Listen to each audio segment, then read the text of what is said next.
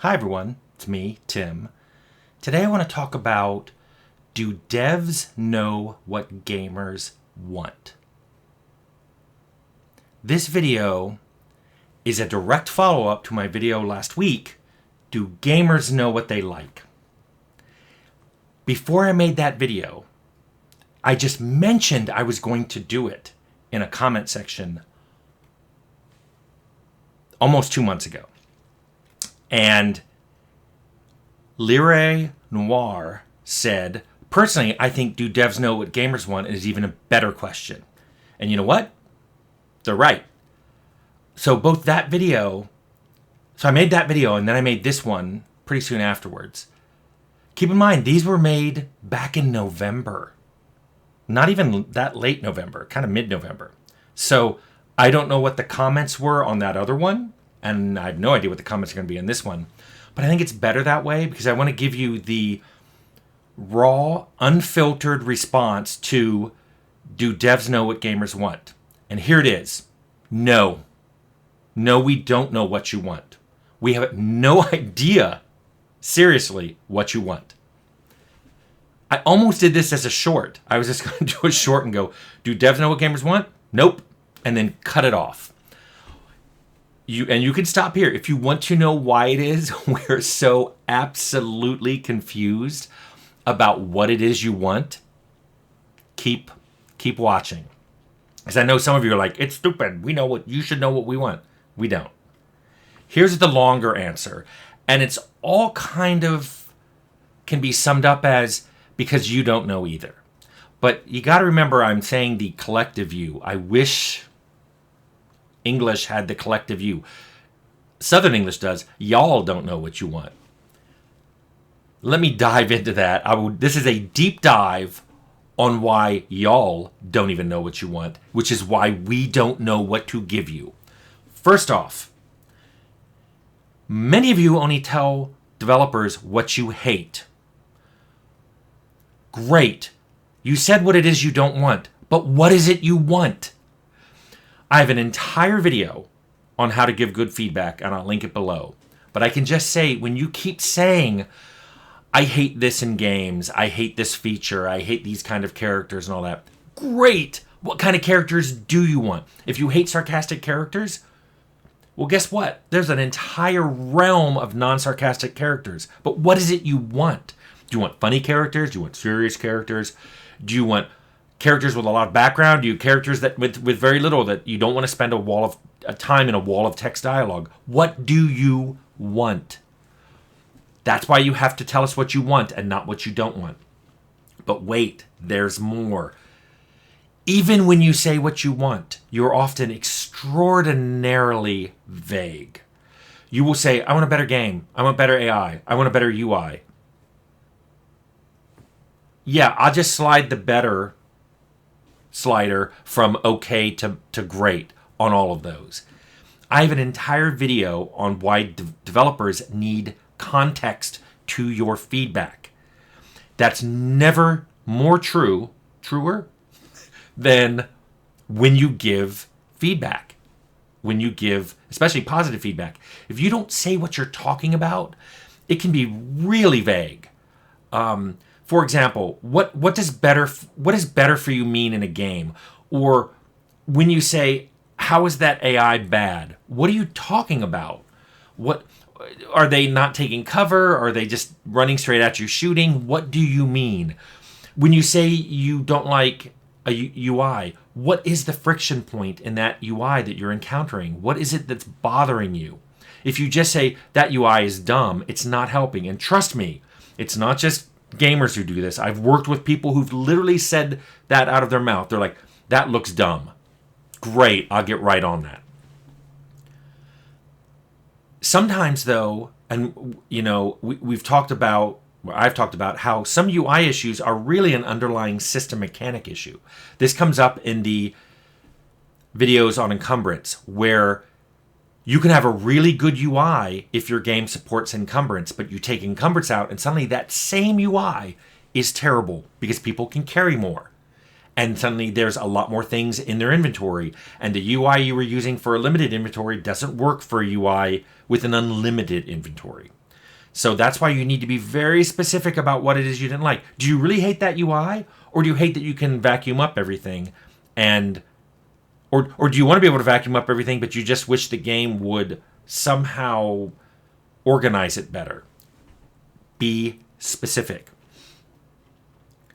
Here's the one that really gets me, and that many of you refuse to acknowledge. You all, again, I wish English had a plural you all do not agree on what a good feature is. Go back and watch both of my encumbrance videos. They're linked below.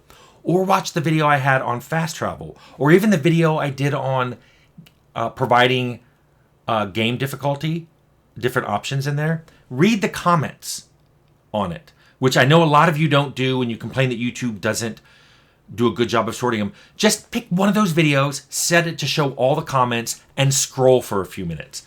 You will find that some of you literally say you will not play a game that is lacking a particular feature, and then keep scrolling, and you'll find people who hate games that have that feature. And it can be anything. Fast travel, VO, walls of text, story mode. Some of you require it, and some of you skip games that have it. And you have reasons for doing it. I'm not saying you're wrong. What I am saying is there is no possible way to make a game that will make all of you happy. What's interesting to me, and this channel has made me really acknowledge it, you don't even agree on the fact that all of you are disagreeing. Some of you don't acknowledge there are any other game players out there. There was a video I did where I said people frequently want better graphics, but a lot of you ask for better graphics. And someone said, and I quote, "No one asked for better graphics." I guess you never read a review and you don't go on any forum boards, because yes, they do. And keep in mind, better graphics, sometimes they're just talking about they want a higher resolution. They bought a 4K monitor and they're upset they're not getting a game in 4K. Sometimes they want a farther view distance. They're upset that it clips really early, or that there's always things blocking their view. They don't get a nice wide view of anything. Sometimes they just mean more creature variety or more location variety. These are all better graphics. These are all things that require a lot more art time, a lot more things to be loaded in, a lot better optimization of your engine. These are all going into the category of better graphics. And all of you, I guarantee, have asked for some form of better graphics at some point when you're responding to a question of what did you like and dislike about this game. Now keep in mind too, sometimes you guys talk about art style, but everything I just mentioned, even if the art style stays the same, you will need more polys and more textures and more everything just to give you more creature variety or more location variety. So just that means, it falls under the aegis of better graphics, but means more work, more artists, more time, more money. And many of you who say, well, I don't really care about graphics. I'm one of you. Graphics have never been high on my list of what I care about in a game. But many, many, many players are attracted to a game by its pretty graphics, even if they stay afterwards because the gameplay is so good. Pretty graphics open the door. I've told some designers under me, sometimes it's like dating. Your head may be turned by the prettiness, but you stay because of the personality and the chemistry. So it's like that with games. Make a pretty game, more people will at least get their eyeballs on your game. Then they're stay because of the mechanics. And then later on, they're deny ever even looking at your game because it was pretty.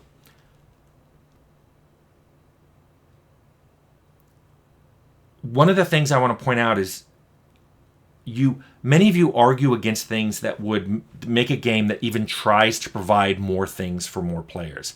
And I've talked about how design by committee is bad, which I agree with. And usually that leads to making a game that's so bland and vanilla that no one can really have an argument against it, but nobody really feels like playing it. What I mean by that is many of you literally have argued that games should have fewer game options. I'm not even talking about game difficulty, just fewer game options. I have a video on game options. I'll link it below. Again, read those comments. Many of you are going, yeah, I hate when games have a lot of options. I don't know what to set. The designer should have decided that. Why are they making me do that? That just means they didn't have a strong vision. Not ignoring for the fact that many of those options are there to let more people play the game. I'm colorblind. That's a disability. There are games I literally cannot play because they have puzzles or information that I'm supposed to pick up on that's color-based, but there are no color blindness options. The worst ones of these are ones that don't say up front that they do that, and then later I'm playing the game and I realize I'm playing it wrong, or I've encountered puzzles that I literally cannot solve, and there's no option to do so. Super frustrating. So let me sum up, because I've been ranting for a while. I get that you, the individual, want what you, the individual, want. But you have to realize that you, the individual, are not very good at giving developers feedback, and that you, the individual, are not everybody the game's being made for. Many of you aren't even in the majority, and I hear you. I don't think I'm in the majority. I like a lot of niche games. I've made a lot of niche games. And so that's kind of what I'm saying here is game development is hard on its own, technically. But this lack of consensus among game players about what they want takes that difficulty to a whole new level.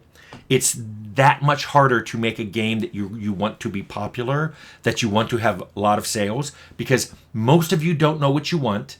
Those of you that do know what you want are very vague at expressing it. And many of you don't realize that what you want isn't what a lot of other people want. This is why, for most of my career, I just made what I wanted, what I liked. I hoped other people would like it, but it was me and the team just trying to make something we'd like that would make each other laugh, make each other have fun. And we were like, gee, I hope people like this. We weren't sure. We didn't care. And when marketing would ask us questions like, what's the demographic for your game? We didn't know. We didn't have an answer. And most of us, we didn't even care. We're like, I don't know. Why don't you go home and play the game and tell me what you think, who would like it? Many of you like my earlier games. Maybe it's because I did make them in a vacuum like that and I wasn't thinking what people thought. However, I can tell you my later games sold more copies. So what's the right path? I don't know. But I can tell you this. Do game developers know what game players want? No, we don't.